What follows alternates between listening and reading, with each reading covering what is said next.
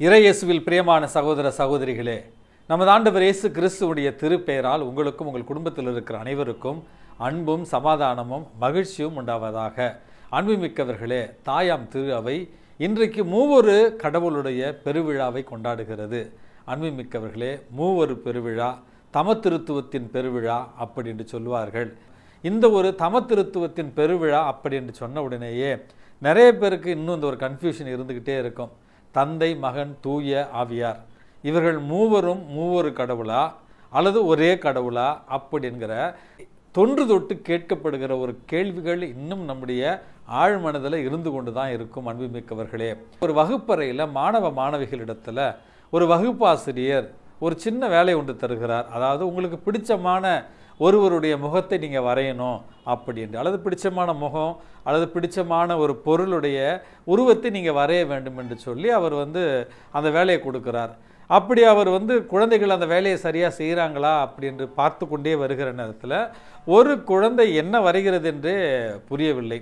அந்த குழந்தை இடத்துல சென்று, பாப்பா நீங்கள் என்ன படம் வரைகிறீங்க அப்படின்னு கேட்குற நேரத்தில் அந்த குழந்தை அவரை பார்த்துட்டு, நான் கடவுளுடைய முகத்தை வரைஞ்சிக்கிட்டு இருக்கேன் அப்படின்னு அந்த பாப்பா சொல்லிச்சான் பதில். அவர் கொஞ்சம் பொறுமை தாங்க முடியாமல், இவ்வளோ நேரம் என்ன அவரை வரைஞ்சிக்கிட்டு இருக்க, ஒன்றும் காணுமே அப்படிங்கிற நேரத்தில், கொஞ்சம் பொறுங்கள, ஒரு 2 மினிட்ஸில் கம்ப்ளீட் பண்ணி உங்கள்கிட்ட கொடுக்குறேன் அப்படி என்று அந்த குழந்தை சொன்னதான்.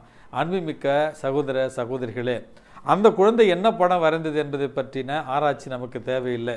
ஒருவேளை அந்த குழந்தையினுடைய பார்வையில் அவங்க அப்பா கடவுளாக தோன்றியிருக்கலாம், அம்மா கடவுளாக தோன்றி இருக்கலாம், அல்லது அந்த குழந்தையினுடைய யாராவது ஒரு நண்பனுடைய முகமாக இருக்கலாம், அல்லது ஒரு நாய்க்குட்டியினுடைய முகமாக இருக்கலாம், அல்லது ஒரு பூவினுடைய முகமாக இருக்கலாம், அல்லது ஒரு பூனைக்குட்டியினுடைய முகமாக கூட அந்த குழந்தைக்கு கடவுள் முகமாக தெரிஞ்சிருக்கலாம்.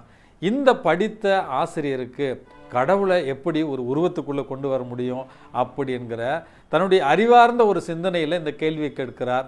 ஆனால் அந்த குழந்தைத்தனமான மாசுமறுவற்ற அந்த உள்ளத்தோடு கடவுளை தனக்கு பிடித்த ஒரு உருவத்தில் வரைய முயற்சி செய்து கொண்டிருக்கிறாள். அன்புமிக்கவர்களே, இந்த மூவொரு இறைவனை தம திருத்துவத்தை புரிந்து கொள்வதற்கு நமக்கு அறிவோ மிகப்பெரிய ஞானமோ தேவையில்லை. மாறாக குழந்தை உள்ளம் இருந்தால் மட்டுமே போதும். நாம் இந்த தம திருத்துவத்தின் இறையாண்மையை புரிந்து கொள்ள முடியும் என்கிற அழகான செய்தியை புரிந்து கொள்ளத்தான் இன்றைய வாசகங்கள் நமக்கு அழைப்பு விடுகின்றன. அன்புமிக்கவர்களை, பல நேரங்களில் நம்முடைய அறிவுக்கு உட்படுத்தி தம திருத்துவத்தை புரிந்து கொள்ள முயற்சி செய்யலாம். புனித அகுஸ்தினாருடைய வாழ்க்கையில் நடந்த அந்த நிகழ்வை யாரும் மறந்திருக்க முடியாது. தாயாம் திரு அவையினுடைய தலை சிறந்த இறையியலாளர் அவர் தமத்திருத்துவத்தை புரிந்து கொள்வதற்காக தன்னுடைய அறிவை பயன்படுத்தி கொண்டிருந்த நேரத்தில் தான் கடற்கரையில் ஒரு எளிய குழந்தை மூலமாக கடவுள் அவருக்கு ஒரு பேருண்மையை விளங்கச் செய்கிறார்.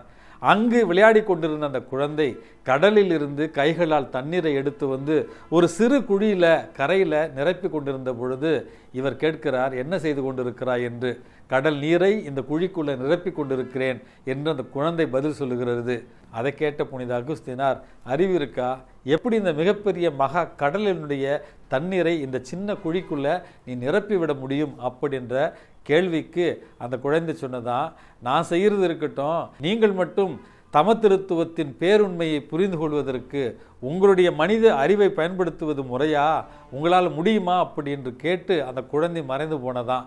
அன்புமிக்கவர்களே, அன்றுதான் தன்னுடைய அறிவால் கடவுளை தேட முனைந்த புனித அகுஸ்தினாருக்கு உண்மை புரிந்தது.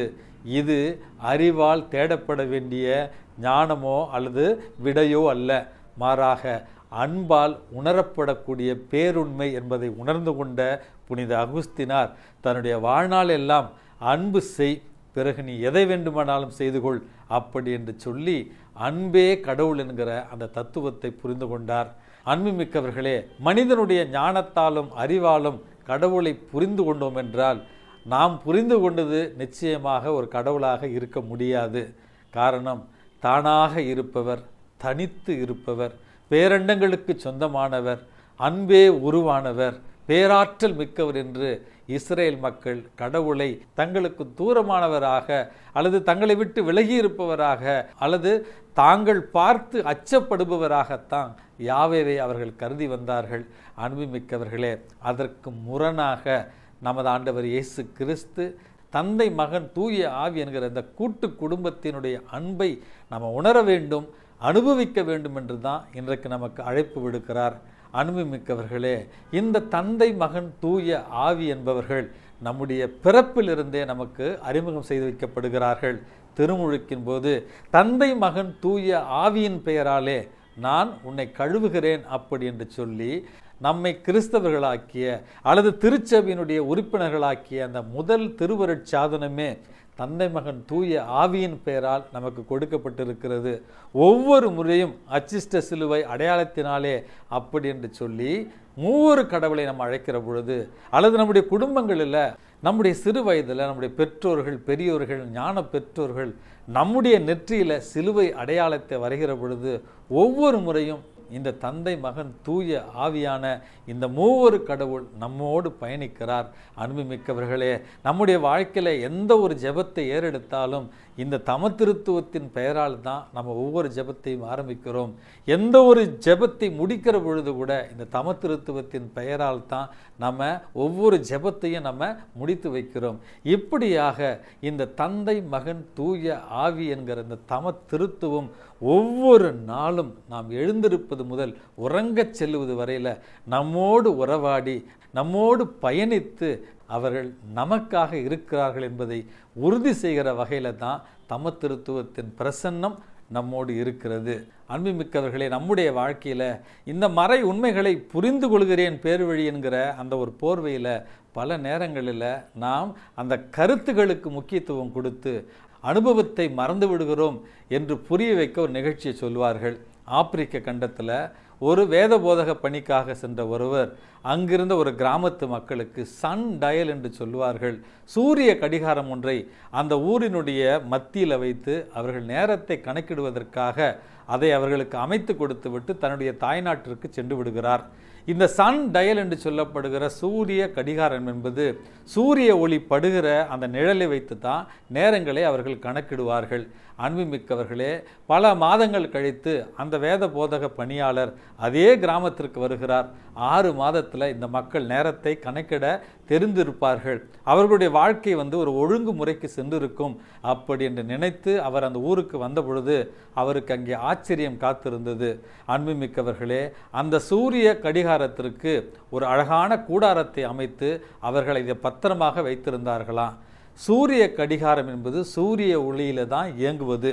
நீங்கள் இப்படி கூடாரம் அமைத்து அதை பாதுகாப்பாக வைத்திருப்பது ஏன் என்ற கேள்விக்கு, நீங்கள் அமைத்து கொடுத்த இந்த சூரிய கடிகாரத்தை நாங்கள் பல நூற்றாண்டுகள் பாதுகாக்க விரும்பினோம், அதனால தான் இதற்கு அழகான ஒரு கூடாரத்தை அமைத்து வைத்திருக்கிறோம் என்று எதற்காக சூரிய கடிகாரத்தை அவர்களுக்கு அமைத்து கொடுத்தாரோ அதை மறந்துவிட்டு வெறும் சடங்கிற்காக அதை செய்ததை ஒரு விளக்கமாக நமக்கு சொல்லுவார்கள்.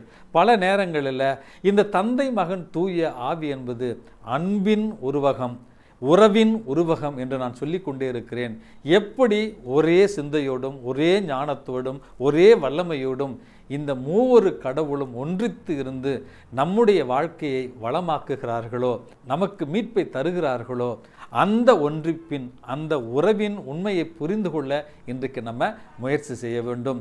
இந்த மூவொரு கடவுளைப் போல நம்முடைய குடும்பங்களில் அன்பு மையமாக இருக்க வேண்டும், உறவு மையமாக இருக்க வேண்டும் என்கிற உண்மையை புரிந்து கொண்டவர்களாய் இந்த உலகத்தில் நாம் வாழ்கிற இந்த ஒரு வாழ்வு என்பது ஒரு திருப்பயண வாழ்வு.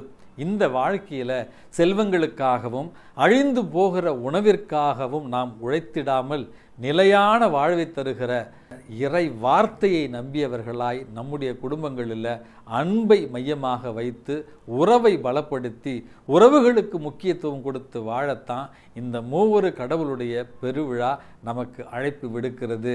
ஆகவே அன்புமிக்கவர்களே, நம்முடைய வாழ்க்கையினுடைய வெற்றி என்பது அல்லது நிறைவு என்பது நாம் சேர்த்து வைத்திருக்கிற செல்வங்களை பொறுத்தல்ல, மாறாக நமக்காக இருக்கிற உறவுகளின் நெருக்கத்தை பொறுத்து தான். ஆகவே இந்த அருமையான மூவொரு கடவுளினுடைய பெருவிழாவில் நம்முடைய குடும்பங்களில் அன்பு நிலைத்திருக்கவும் நாம் உறவிற்கு முக்கியத்துவம் கொடுக்கவும் மன்றாடி ஜெபிப்போம். எல்லாம் வல்ல இறைவன் தந்தை மகன் தூய ஆவி உங்களையும் உங்கள் குடும்பத்தில் இருக்கிற அனைவரையும் நிறைவாக ஆசீர்வதித்து பாதுகாத்து வழி நடத்துவாராக. ஆமேன்.